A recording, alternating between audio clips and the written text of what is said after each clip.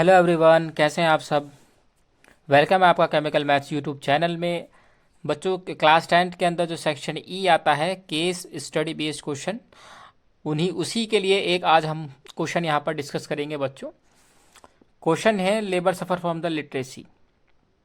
India's literacy rate has increase 6 times since the end of the British rule in 1947। जैसे कि आप जानते हैं सब, अंग्रेज़ों के ज़माने के बाद यानी 1947 के बाद, ब्रिटिश रूल के बाद जो इंडिया है उसकी लिटरेसी मतलब पढ़ने की जो योग्यता है वो 6 गुना बढ़ गई है पहले से। यानी पहले लोग इतना पढ़ने लिखने पर ध्यान नहीं देते थे, ठीक है। From 12% to 74% in recent times. कितनी बढ़ी है बच्चों? 12% से 74% हो गई है हाल फिलहाल में। Yet India has the world largest population of illiterate people according to a report of Oxfam। लेकिन अभी भी बहुत बड़ी तादाद हिंदुस्तान के अंदर ऐसी है जो कि अनपढ़ है, पढ़ी लिखी नहीं है। तो Ram ask the labour to dig a well up to a depth of 10 metre. Ram ने लेबर से बात की है एक कुआं खुदवाने के लिए जो कि 10 मीटर गहरा है। Labour charges 150 rupees for first metre. तो लेबर ने इसको चार्ज बताए पहले 1 मीटर के 150 रुपए, उसके बाद 50 रुपए हर 1 मीटर पर भरते रहेंगे। तो टोटल उन्होंने बताया कि भाई 550 रुपए लगेंगे पूरे काम के। ये कम नॉलेज की बात है, मतलब लेबर पढ़ी लिखी नहीं है, इसलिए उन्होंने बोल दिया कि 550 रुपए पूरे काम के लगेंगे। लेकिन एक्चुअल में कितने लगेंगे वो भी मैं अभी आपको बताऊंगा। तो बच्चों जो फाइंड करना है इसके अंदर वो मैंने यहाँ पर नोट कर लिया है जो हमें फाइंड करना है। What type of series is form from the given statement. जो हमने अभी स्टेटमेंट देखी उससे हमें क्या सीरीज मिलेगी वो बताना है। चॉइस में है what should be the actual movement to be pay to the labour. ये जैसा कि मैंने भी बताया, हालांकि वैसे उसे कितना पे करना चाहिए। How much money will Ram save, कितना राम को बचेगा अगर 550 रुपए लेबर ने लिए। In AP sequence if each term is multiplied by constant k then new series will be an AP or not. अगर हम जो हमारी एपी बनेगी, जो सीक्वेंस बनेगी, उस हर एक टर्म की अगर हम के कांस्टेंट से मल्टीप्लाई कर दें तो जो हमारी नई एपी आएगी, सॉरी जो नई सीरीज आएगी वो एपी होगी या नहीं, ये बताना है। थर्ड में आपको बताना है if AP sequence has n terms then find the third term from the last.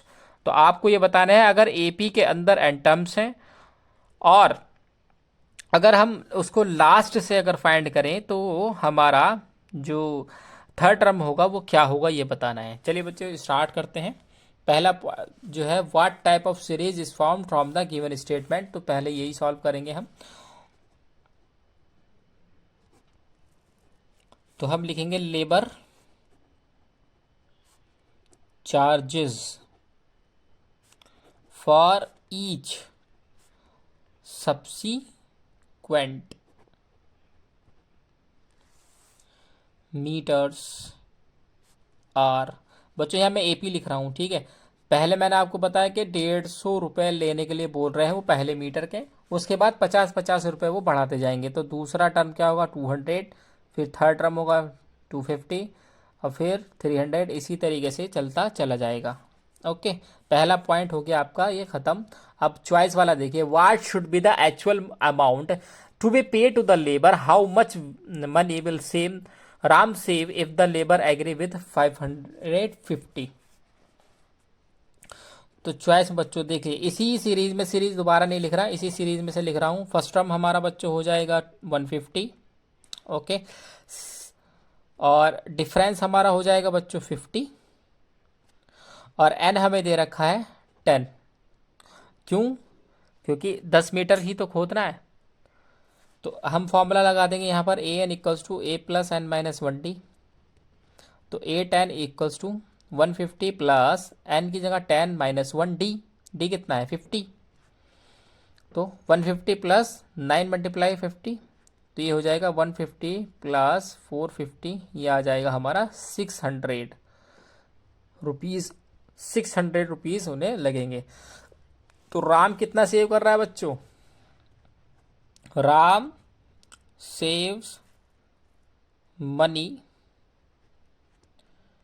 600 minus 550, तो उसे 50 रुपये बच रहे हैं।